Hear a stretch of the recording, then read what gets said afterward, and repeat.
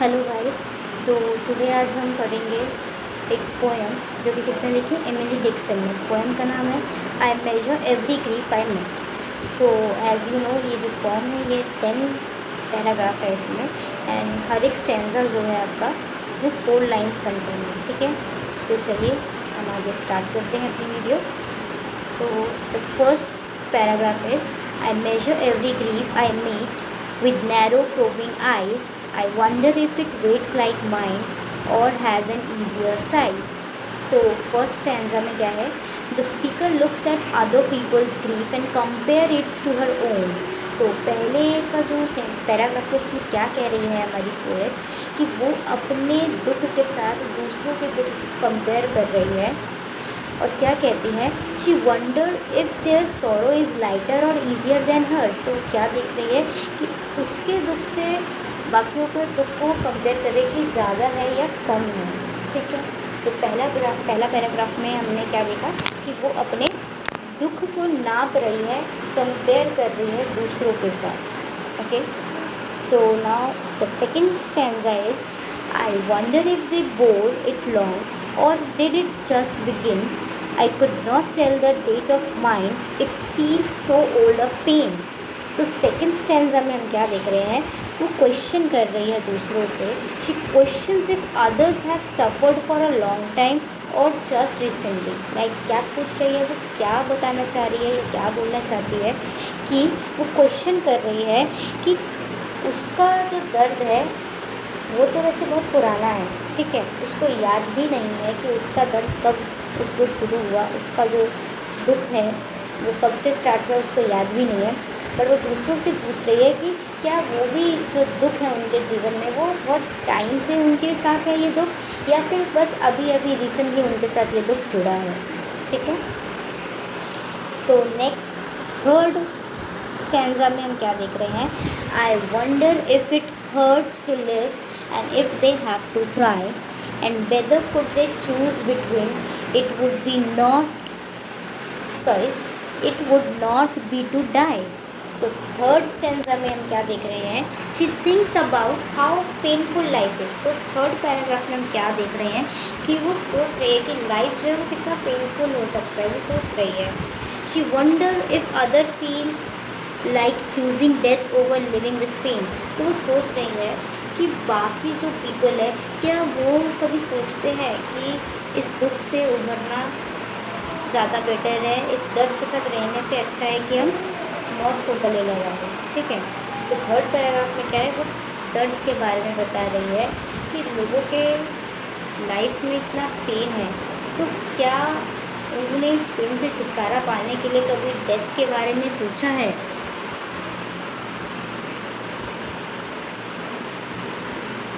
So now we gonna start our fourth stanza.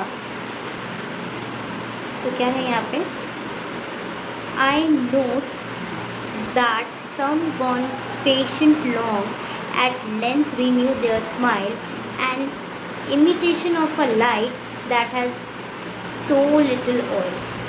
So यहाँ हम क्या देख रहे हैं, some people seems to smile again after grieving. तो कुछ लोग जो है वो अपना दर्द जो है मतलब वो बहुत टाइम से दर्द में है पर वो अपने दर्द को छुपा के क्या करते हैं, स्माइल करते हैं।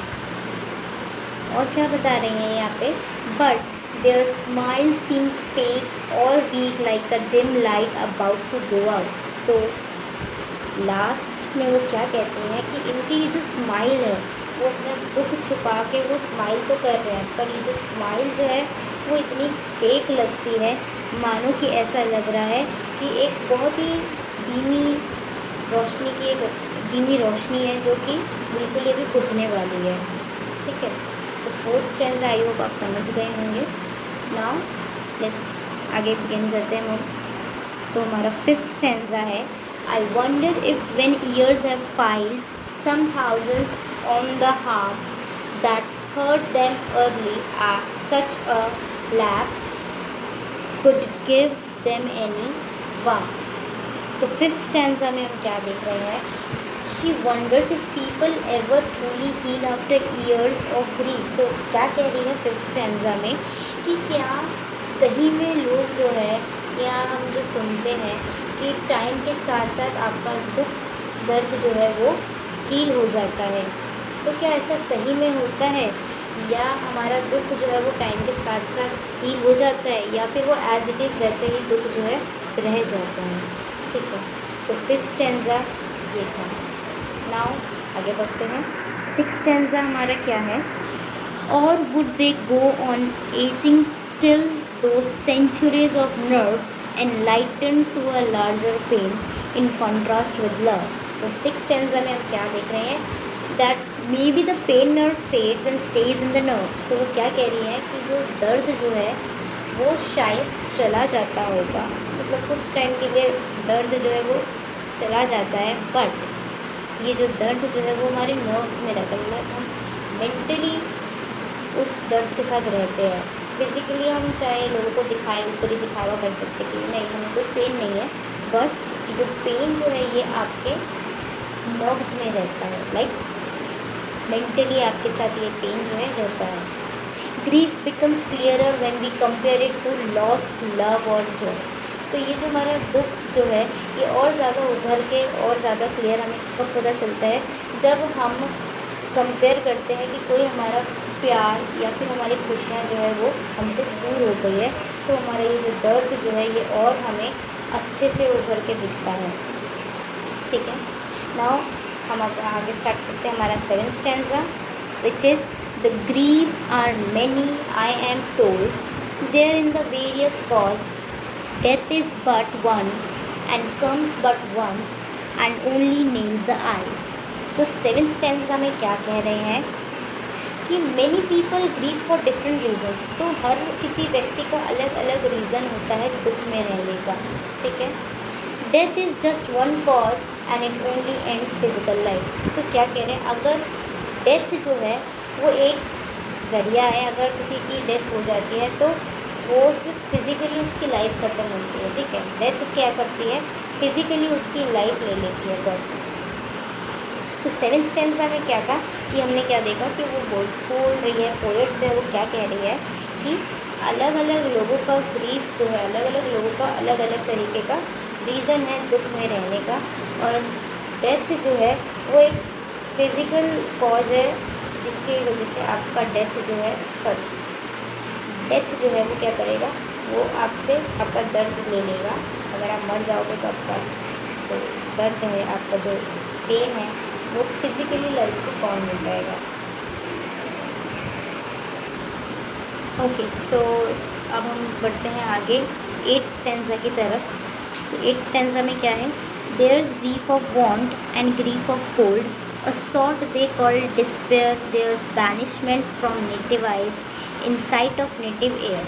तो 8th स्टैंजा में क्या है, क्या देख रहे हैं हम? Other sorrows include poverty, loneliness, despair and separation from loved ones. तो क्या देख रहे हैं हम, कैसे किस प्रकार का दुख होता है, या तो गरीबी का होता है, या तो लोनलीनेस का होता है, या तो आप किसी अपने प्रियजनों से बिछड़े हो उसका दर्द होता है। ठीक है, these can be just as painful. तो ये जो सब दर्द जो है ये बहुत ज़्यादा पेनफुल है। अगर आप गरीबी में हो, अकेलेपन में हो, या आपका कोई बहुत ही प्रिय और कोई आपका बहुत ही खास लव बन जाए वो आपसे दूर हो चुका है। सो आगे 9th स्टैंजा में क्या है? And though I may not guess the kind correctly yet to me a piercing comfort it affords in passing Calvary. तो क्या कह रहे हैं 9th स्टैंजा में? She doesn't always know why others suffers. तो उन्हें नहीं पता है कि कौन व्यक्ति किस कारण से क्या उसके जीवन में दुख है, बट उन्हें एक कंफर्ट मिलता है कि चलो कि वो अकेली दुखी नहीं है, और भी लोग हैं जो कि दुखी हैं। तो ये चीज़ जो है पोएट को कंफर्ट प्रोवाइड करती है कि वो अकेली दुख में नहीं है, उनके साथ और भी लोग दुख में हैं, भले ही उनका दुख अलग हो पर वो भी दुख में है। 10th and the last stanza of this poem, to note the fashion of the cross and how they are mostly worn, still fascinated to presume that some are like my own. तो 10th stanza में हम क्या देख रहे हैं? She observed how everyone carries their sorrow in different ways. तो हम क्या देख रहे हैं कि कि वो ऑब्ज़र्व कर रही हैं कि हर किसी का दुख दर्द जो है वो अलग अलग है और हर कोई अपने दुख को अलग तरीके से कैरी फॉरवर्ड करता है। She hope some grieves are like her, तो वो क्या होप करती है कि कुछ जो दुख दर्द जो भी है व्यक्ति को वो शायद उनके जैसा होगा, इसलिए वो उनके दुख दर्द को समझ पा रही है। She hope some grieves are like hers which helps her feel understood, तो वो क्या होप कर रही है कि कुछ ग्रीफ ऐसे हो जो कि उनके ग्रीफ के साथ मैच करे, सो दैट वो उन्हें फील कर सके, उनको समझ सके। तो this is all about the poem which is written by Emily Dickinson. तो मेनली इसका थीम जो है वो सॉरो ग्रीफनेस के ऊपर है। सो आई होप आपको ये पोम समझ आई होगी एंड थैंक यू।